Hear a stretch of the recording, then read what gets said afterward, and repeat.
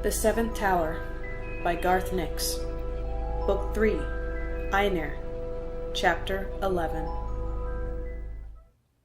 Tal awoke to the sound of strange rumbling and a sun that was low in the sky. He sat up a little straighter and scratched his head. Something sticky came off on his hand, and Tal jerked his fingers back down to look. "Ugh!"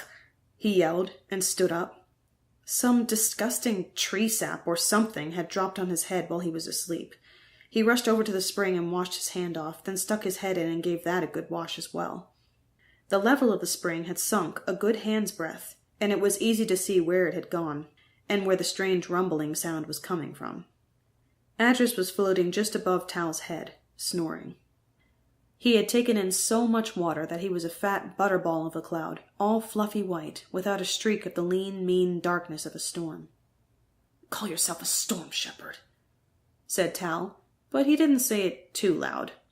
He could hardly blame Adras for falling asleep.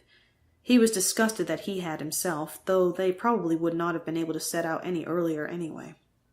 Mind you, he thought, it was lucky nothing happened. Einir was not a world where it paid to sleep unguarded. He was just thinking that when he saw the hideous creature with 2 heads. It was on the ground only a few stretches away, wriggling toward him, a trail of the hideous green slime dribbling from its mouth. Tal raised his hand and focused on the sunstone. He would blast it with a red ray of fiery destruction. The sunstone flashed red and began to shine, but before the red ray was complete, Tal blinked and lowered his hand. The grotesque 2-headed worm, or snake, or whatever it was, had left a trail of its own bright saliva in particular patterns. It had scribed a whole series of characters onto the ground under the trees. Tal stared at the writing. At first, he couldn't work it out. Then he realized that he was looking at everything upside down. So he walked around, taking care to give plenty of space to the 2-headed snake, which was still writing. There was the letter C again, and an arrow pointing east. But there was also a picture of something. A key, Tal thought. And then several letters, which spelled out Hazror. "Who are you?" asked Tal, talking to the snake. "How do you communicate through creatures?" The snake twitched and began to drip another letter onto the ground. Tal walked a bit closer, keen to work out what the letter was going to be. It looked like the first part of a C. He was only a stretch away when there was a titanic explosion of air. Tal was thrown backward, and a great spray of dirt shot into the sky, accompanied by pieces of 2-headed snake. "I got it!"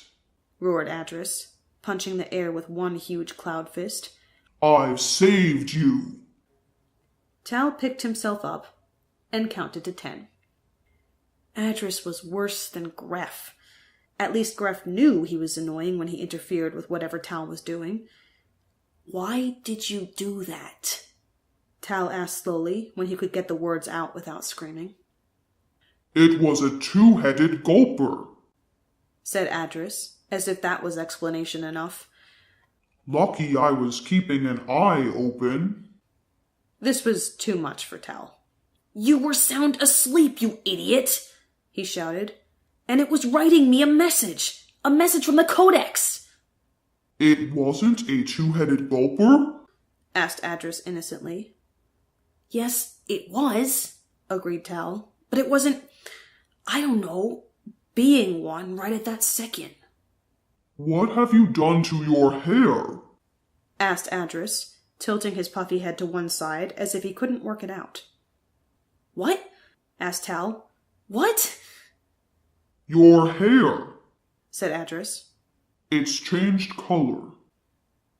Tal forgot about telling the storm shepherd exactly how stupid he was, and rushed over to the spring. But it was bubbling too much to be a useful mirror. "Green," added Adras. "In streaks." Tal touched his hair again. It seemed all right, but when he pulled out a few hairs, they were bright green. As green as the saliva of the 2-headed gulper, he realized. It must have been dripping on his head just before it was taken over, or whatever the Codex did, and made to write the message. He looked back at the tree where he'd been sleeping and saw the pattern of the gulper's clawed feet heading down, and a few patches of green on the bark just above where his head would have been. "I feel sick," he said suddenly. Adras watched in total puzzlement as the boy staggered over to another tree and threw up. It seemed rather an excessive reaction just because his hair had changed color. Storm shepherds change color all the time. When Tal had stopped being sick, he turned back to Adras. "Adras," said Tal, "I think it's time we set down some rules. First of all, you must not go to sleep when I am asleep. You must keep watch." "But I feel sleepy when you're sleepy," answered Adras. "because we share a bond." "I am the chosen," ordered Tal. "You are my spirit shadow. Or you will be. You must obey." "Why?" asked Adras. "Why shouldn't we work things out together?" Tal stared up at the sky. This was not how he'd imagined dealing with his own spirit shadow. If only Mila hadn't interrupted him back at the hill, he would have bound this hulking great creature properly.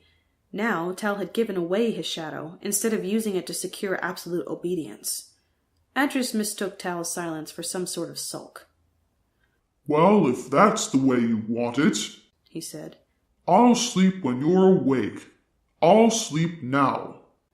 "No!" exclaimed Tal. "We need to keep moving. The sky is clear. I'll be able to see well enough to find a path through the crystals." "But where?" asked Adras.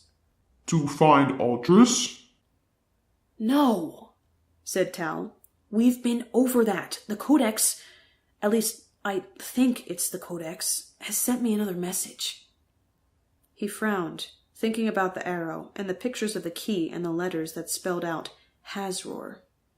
"We will head east, and there is somewhere called Hazror, where we will look for a key," Tal announced confidently. It was important to sound in charge in front of a wayward servant. He'd learned that as a child, instructing underfolk. He didn't feel confident, though. What if he got the message totally wrong? "Hazror?" asked Adras. "Hazror?" "Yes," said Tal. "Do you know anything about it?" "I know something about a creature called Hazror," said Adras. His chest turned dark and stormy, and lightning flashed at his fingertips. "Enough to know that we don't want to go anywhere near him."